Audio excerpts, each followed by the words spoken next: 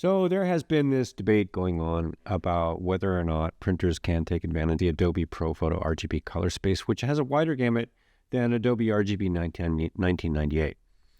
And so what I've done here is I've opened these up and some other profiles in ColorThink Pro 3.09. ColorThink Pro visualizes ICC profile color spaces in 3D form so that you can see what they look like and what that ICC profile is capable of displaying. So here what we've got is, let's start with Adobe RGB 1998. This has been the standard for printing and display for many years until Adobe Pro Photo RGB came along. And good printers are capable of hitting most of the colors, 90% or more of the colors in that color space as on monitors. So we've got right here the monitor that I'm using, which is a BenQ 27-inch SW, and it is capable of displaying 98% of the colors in the Adobe 1998 color space.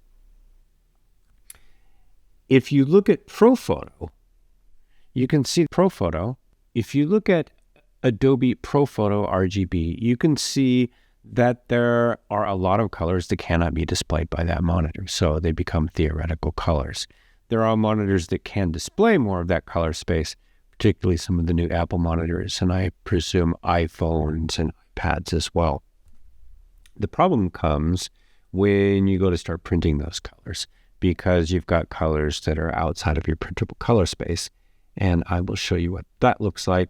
And what that looks like is, let's start with just Adobe RGB 1998, and let's look at the Epson Premium Semi-Gloss on the Epson P9570.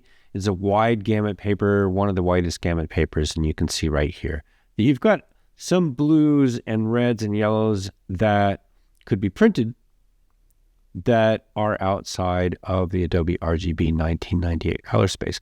And if you used Adobe Pro Photo RGB, all of a sudden those colors are within gamut and can be printed as such, and so the printer can take advantage of those.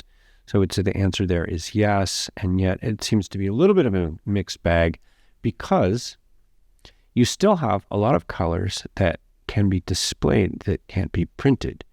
And those colors that can be displayed but cannot be printed, when you go to print them, the printer software will recalculate them using either perceptual or relative color metric, so that those numbers that represent those colors are recalculated and brought into gamut relative to each other. So the user will see a minimal difference. So there is a difference there that can be seen. And you can see here, once again, if we look at it like this, zoom out just a little bit so we can see this. If we look at it in a 2D space, stop it turning, you can see on the outside is Adobe Pro Photo. On the inside here is Adobe RGB 1998. And then within that is the Epson semi-matte paper being printed on the P9570. So let's look at some other papers here just for reference. I'm going to look at Canon Pro 1000. I'm looking at the Epson Premium Photo Glossy being printed on a Canon Pro 1000. And you can see if we turn off the Pro Photo art profile here, you can see that there are colors that can be printed in the blues and the yellows here in particular that can be printed that are outside of the Adobe RGB 1998 color space. And if you change that to Pro Photo, they are within gamut. You can see that those colors will be printed natively. Any color that's being displayed outside of this, though, once again, is still going to be brought back in to line with what can be used. Let's look at the Epson P9000 and a Hahnemann PhotoRag Bright White. The difference in the gamut of the paper and the Adobe RGB 1998 color space is much less. The difference in what can be printed on a rag paper as opposed to a photo paper, however, is going to be very different, because rag papers aren't going to have as wide a gamut as a photo paper.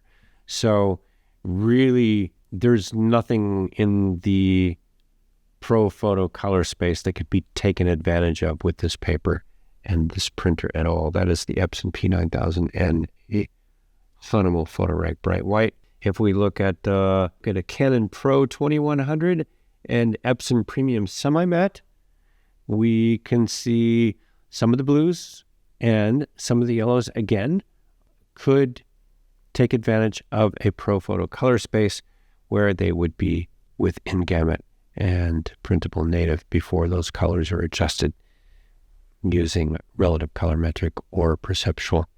So it's kind of a mixed bag. You can see that some papers have a little bit wider gamut in certain areas in the blues and the yellows than various printers, including the P9570, the Epson P9000, and the Canon Pro 1000 and 2100.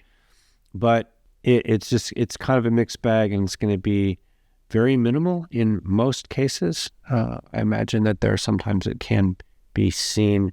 In the art world, we may see it less than in the photography world, where people are intentionally making high contrast HDR images and such, and then displaying those on high contrast displays, such as the Apple iPhones and some of the newer iPhones and Apple monitors. There you go. That's a visualization of that debate, and I'm interested to hear any comments you have in the comment section. I'm sure this will spark some further debate on this subject. Thanks.